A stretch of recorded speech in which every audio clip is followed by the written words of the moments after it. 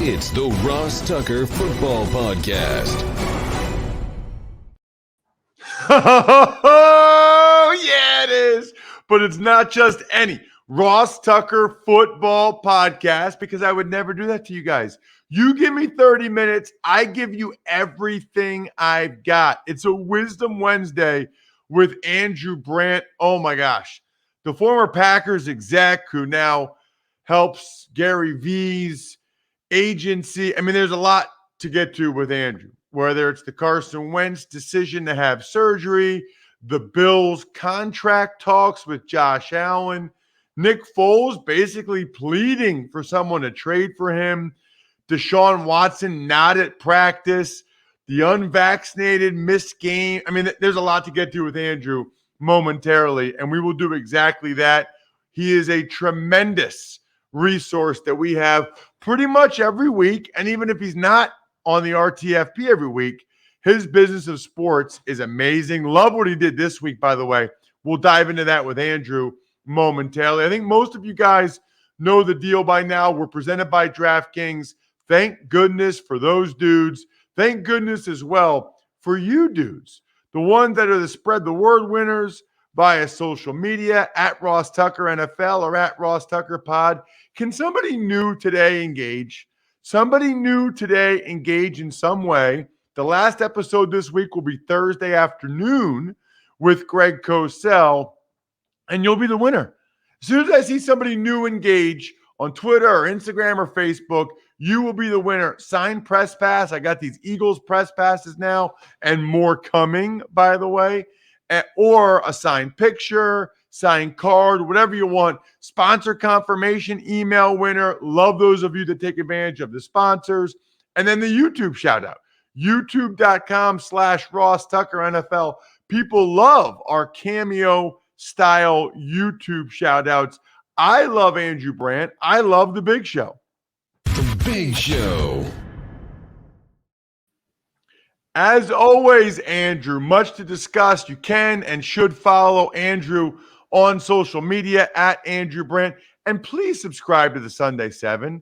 You're really doing yourself a disservice if you don't. I mean, it's a free newsletter Sunday mornings that gives you tremendous insight on football and beyond.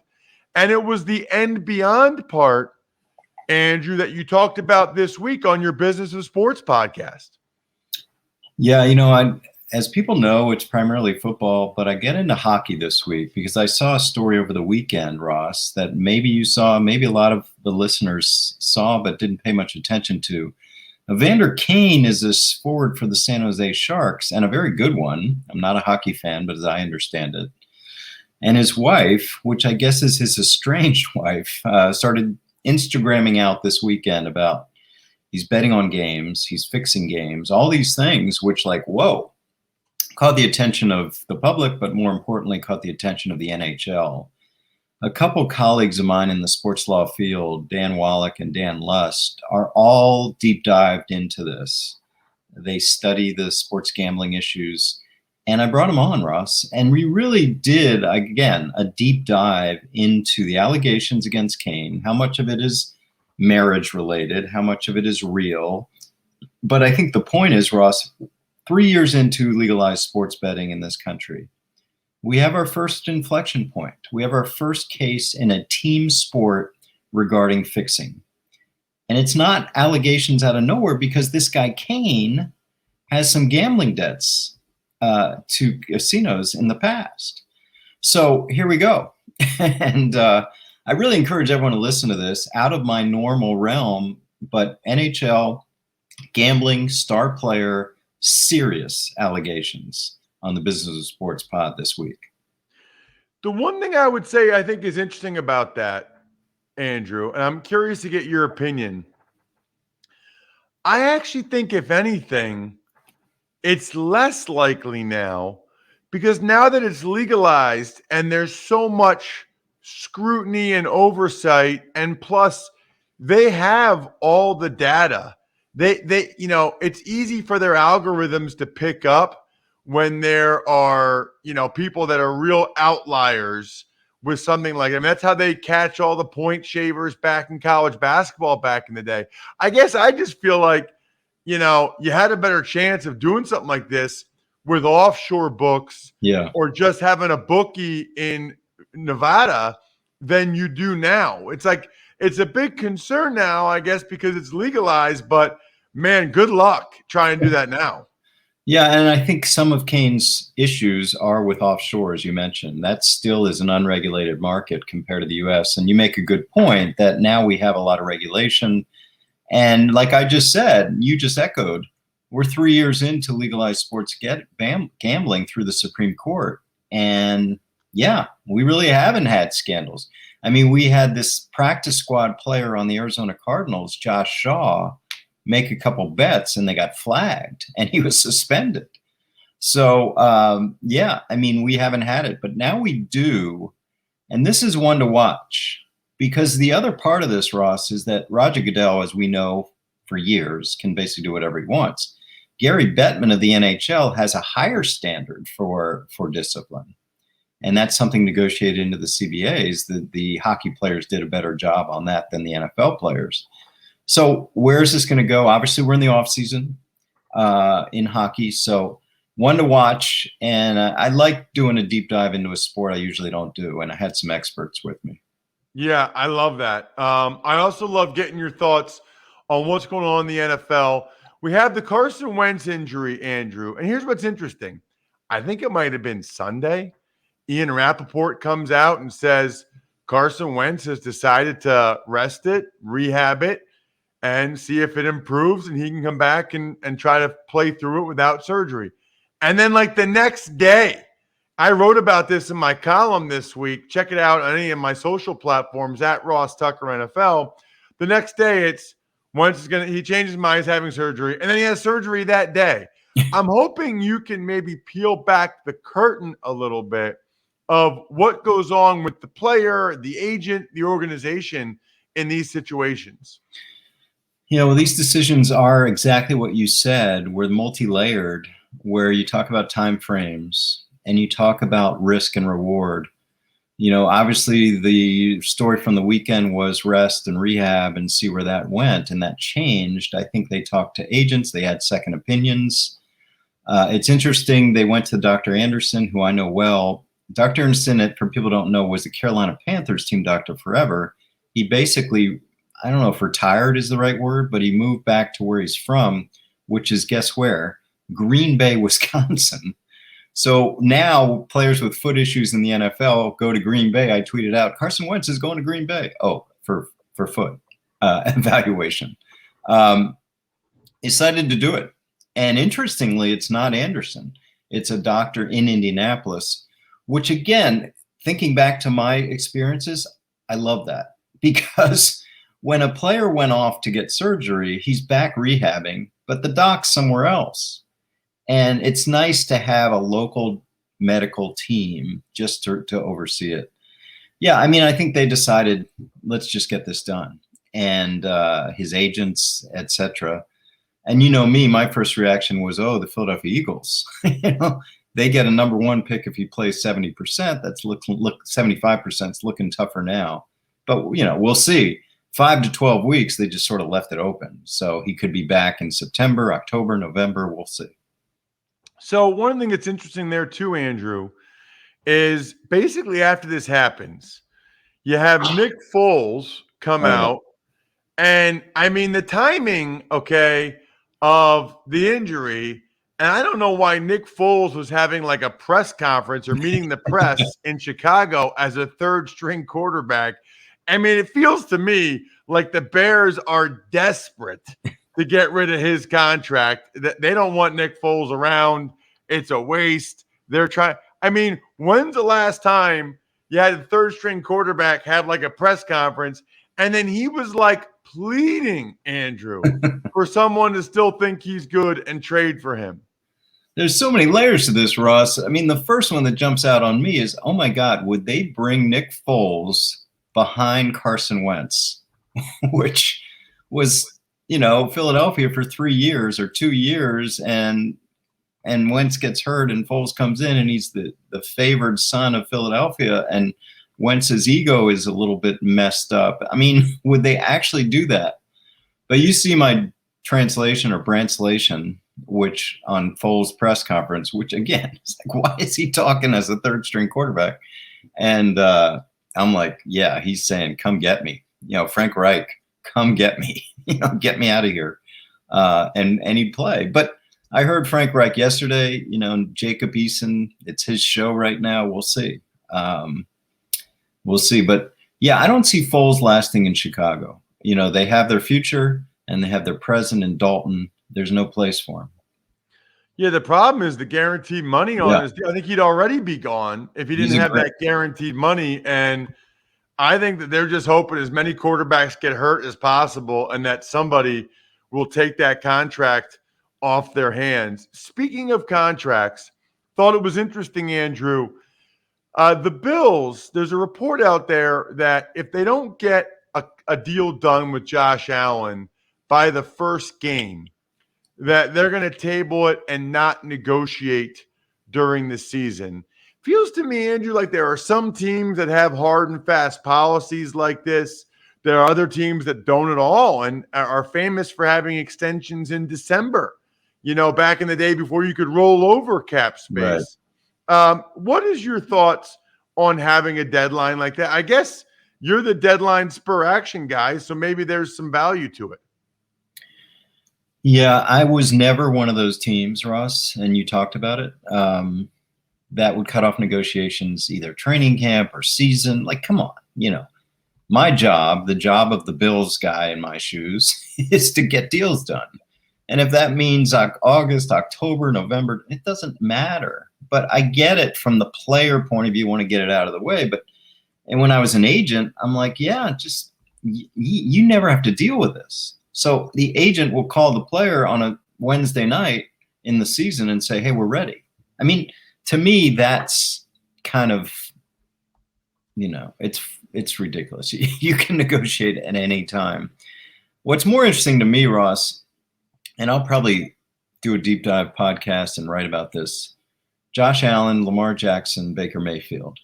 We're in August. Teams have had the right to do their new contract with them since February. Again, is this a Carson Wentz, Jared Goff reaction? Like, let's wait. We got him under contract 2 more years. Let's wait. Or, are there real negotiation issues where these guys want Dak Prescott money or whatever it is? Because this is a surprise. If what they're going to do next with these guys, it's probably not different than what they would have done. The market's set. The market's probably Deshaun Watson plus a year of inflation. So, yeah, I don't know why these 3 deals are not getting done. I don't think, I wonder if all 3 will. Yeah, a couple of things I think are interesting. Number one is, with the whole deadline of, week 1 or whatever, right? I always wonder, is that the agent who's trying to put the team's feet to the fire? Is it the team that's trying to say to the player, hey, do you really want to have to get through this whole season, 17 games, the playoffs, and not get a serious injury?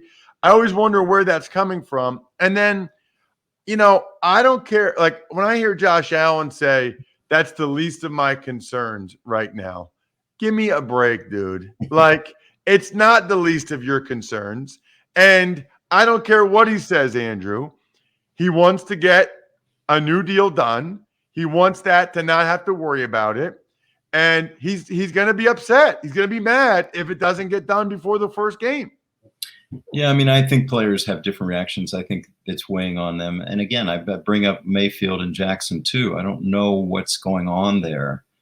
But I will say this, the Dak Prescott situation to me is a lesson if players can wait. I know waiting is hard, but the market's only going up. And the reason you mentioned it, why teams pressure guys to sign, is injury. But Dak Prescott is a major case because no one suffered a more serious injury than him in his contract year. And he's got an incredible deal right now. Great contract. So I said this about Deshaun Watson last year, like he's so unhappy, but he just signed the deal and everyone said, you got to take the money. I'm like, no, you don't have to take the money. Because look at Dak Prescott. The money only goes up. So I'm saying Mayfield, Jackson, Allen, if they're going to take the money because of scared of injury, we have Dak Prescott precedent right now. They're going to get paid no matter. I mean, again, you could say, well, they break their neck, of course. But ACL, whatever Prescott had, broken foot, I mean, they're going to get their money if they wait. I want to ask you about Deshaun Watson. I guess yesterday the Texans had their first padded practice. He wasn't out there, Andrew, and all the head coach David Culley would say is that they make decisions that are in the best interest of the team all the time. There's some reports of maybe a nagging or lingering injury. I mean, doing what? He hasn't been doing anything. I don't know what you think is going to happen here. To me, it's like, what are we doing, Mr. Commissioner? I mean, the Texans have left it up to the league, obviously. They're not doing anything. They're just kind of in hold.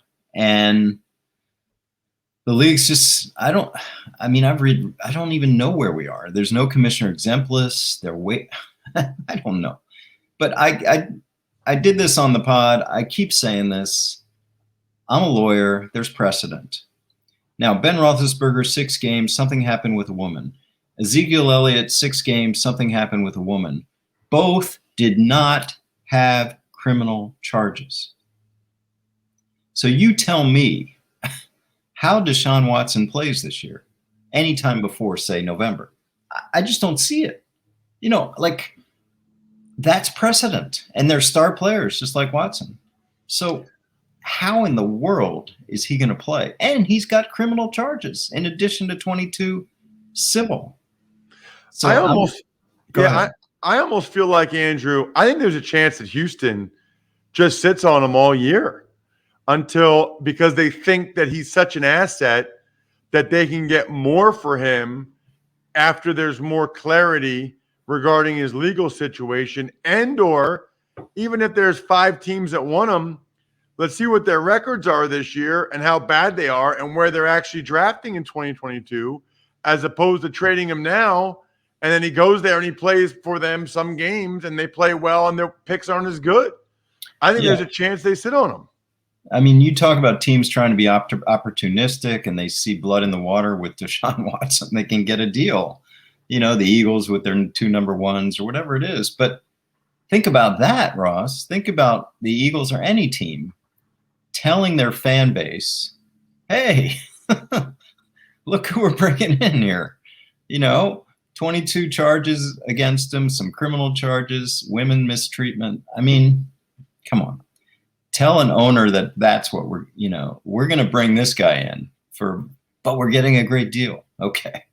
I think you're right. I think he's a Texan for the year, and part of it he can't play. I think a good part of it. What else is interesting there is, the Vikings, they just released their first-round pick from last year. Yeah. Jeff Gladney, after he got indicted on domestic abuse charges, indicted and gone, Andrew. That same day. Boom. No hesitation. It's a stark contrast, and I don't know the difference between the particular details of Gladney's arrest and Deshaun Watson's situation, but that was notable to me. Yeah, and it's a first-round pick, which was notable to me. It's not like this is a no investment guy, but better than I do. I don't follow these guys like you do, but I don't think Gladney earned his first-round grade on the field, which makes a difference, right? If he was playing like a first-round pick, I don't know, still be there. Low tolerance. And we saw the other one this week, which you didn't mention, was the safety in Carolina that knocked out Keith Kirkwood.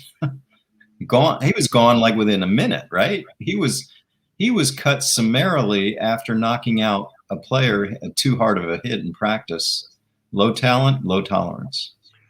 Check him out on social media at Andrew Brandt. He is the man, the Sunday 7, and a really interesting deep dive on the business of sports this week with the NHL player implicated in potentially gambling. Andrew, thank you so much as always. Thanks, Ross. Talk to you soon. And thank you, ExpressVPN. Man, I mean, first of all, not just being in airports and hotels, but the fact that Netflix hides thousands of shows and movies from you based on your location, and then they increase their prices. I don't really understand it. Like Netflix just increased their prices again, but you can still only get certain shows here and certain shows elsewhere. Look, that's one reason why you can and I do get ExpressVPN.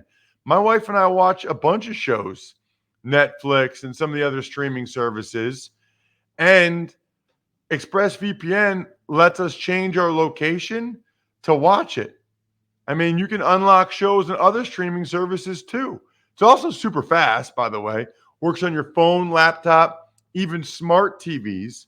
So you can watch your shows on the big screen with zero buffering. Be smart. Stop paying full price for streaming services and only getting access to a fraction of their content. Get your money's worth at expressvpn.com/Tucker.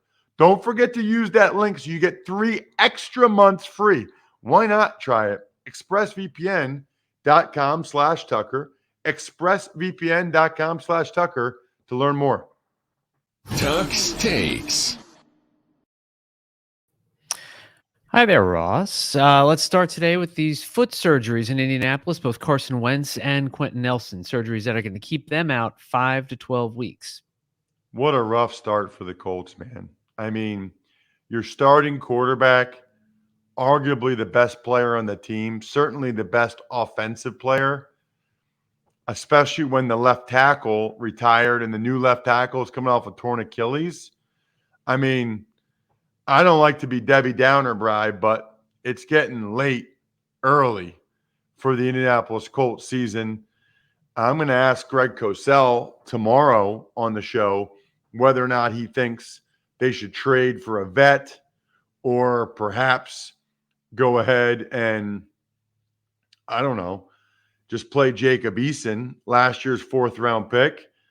Very interesting situation there, but a brutal start for the Colts. I will say that it was the right decision by Carson Wentz to get the surgery. 1,000%. I wrote about it in my column this week that hopefully you guys check out over at DK Nation. He absolutely made the right decision for a lot of different reasons. Tuck's Takes. Some other injury-related news includes Eagles' first-round wide receiver Devonta Smith being out 2 to 3 weeks, sprained MCL. That's according to Adam Schefter. And Panthers cutting rookie JT eBay after he delivered a hit on wide receiver Keith Kirkwood that sent him to the hospital. Now, Ross, you've always said that when you were trying to make the team, that was something that you were trying to do, is hit the hardest. Well, so there's a couple things here. Is it eBay? I had no idea how to say that kid's last name. I thought it was Ibe. eBay. Did you look it up? Actually, I saw Adam Schefter a video with him, and he had said it. So I'm going to trust him. Okay. So eBay, like the website. Interesting. That's number one. Number two, I really feel bad for him, actually. I watched the video. I did not think it was that bad. Now it was from far away, but somebody else hit Kirkwood first before eBay hit him. This just tells me that the Panthers had no interest in keeping eBay in any capacity and that they could use him as an example of, hey, guys, don't do this. That's what that tells me. And I wasn't, Bri, trying to line up headshots or trying to send guys to the hospital, but every year in training camp, but certainly as an undrafted rookie, I was trying to hit everything that moved. And I was trying to be the most violent, most physical, most aggressive guy on the field, and I think I was. And so, I mean, this poor kid is just trying to make a team. He's out there. It's live football. I don't know. It seems a little harsh. As for Devonta Smith, what a bummer. I mean, a bummer for him to be out 2 or 3 weeks. Bummer for the Eagles because they want, him to get as many reps with Hurts as possible. And a bummer for me, Bri, I'm doing the preseason games. Now there's a chance he won't play in any of them, which really stinks. For me, it's about me, Bri. Remember that. Tuck's Takes. Let's get to some quarterback news. Nick Foles basically pleading for the Colts to trade for him, and Texans not having Deshaun Watson out at practice in a move that head coach David Culley said was, quote, in the best interest of the team. By the way, speaking of quarterbacks, how about Fantrax, free NFL Fantasy Football League manager? It is the most customizable, easy to use, and feature-rich platform in the industry. Now, I know a lot of you have been using other sites for years. I get it. Look, I get it. Heck, I did. But that's why I'm switching now. Fantrax can import any of your current leagues and customize if needed. So they can just import you over from the other ones. You guys know what they are. CBS, Yahoo, blah, blah, blah. You know where most people are. ESPN. They can import you over. And by the way, if you sign up now at fantrax.com/Ross, number one, you got a great chance to be in the season-long Fantasy Feast League with me and Joe. I've already, by the way, gotten a couple emails, so you better get in now before it's too late. And they got a Devontae Adams signed jersey they're giving away. Just go to fantrax.com/Ross.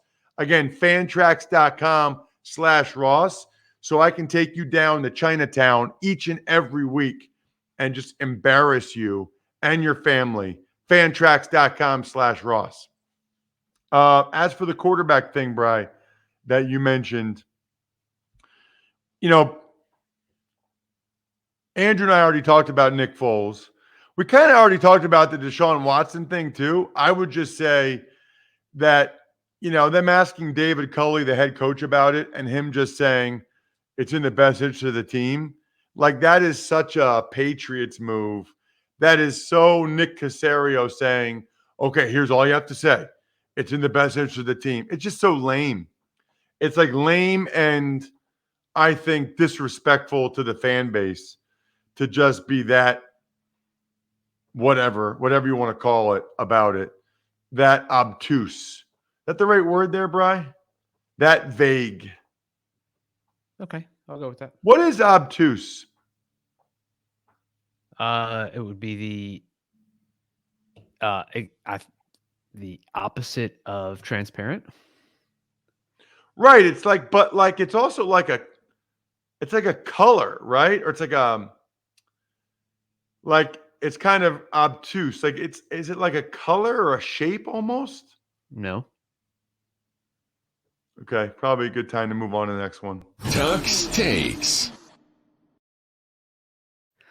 All right, last but not least, the Vikings cut last year's first-round cornerback Jeff Gladney. You and Andrew touched on this. After he was indicted on a domestic abuse charge, also the Saints signed linebacker Quan Alexander. The Giants had a massive fight at practice yesterday.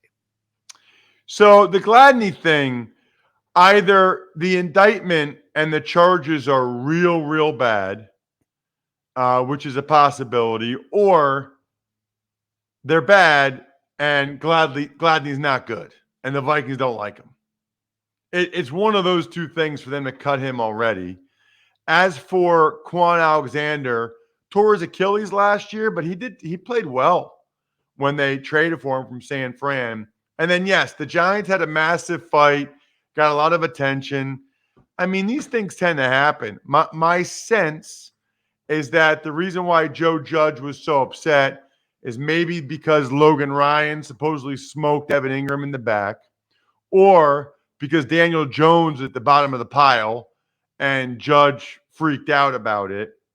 But in my experience, most coaches that rail against how bad fights are really don't mind them.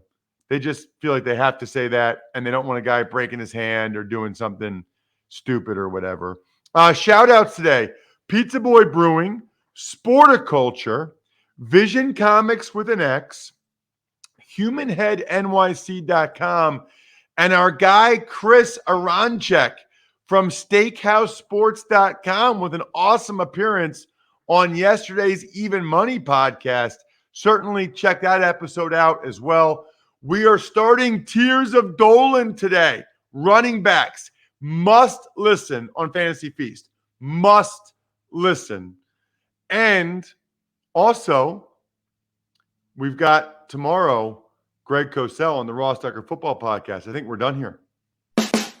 Thanks for listening to the Ross Tucker Football Podcast. Make sure to also subscribe to the Fantasy Feast, Even Money, Business of Sports, and College Draft. All available at Apple Podcasts, RossTucker.com, or wherever podcasts can be found. A lot of times on the show, I mentioned DraftKings. Here's what you need to know. You got to be 21 or older, New Jersey, Indiana, or Pennsylvania only. New customers only. Restrictions apply. See DraftKings.com/sportsbook for details. Gambling problem, call 1-800-GAMBLER, or in Indiana, 1-800-9-WITH-IT. By the way, if what I was talking about included a deposit bonus, doesn't always, sometimes it does. Deposit bonus requires 25 times playthrough, and deposit bonuses are paid out in site credit.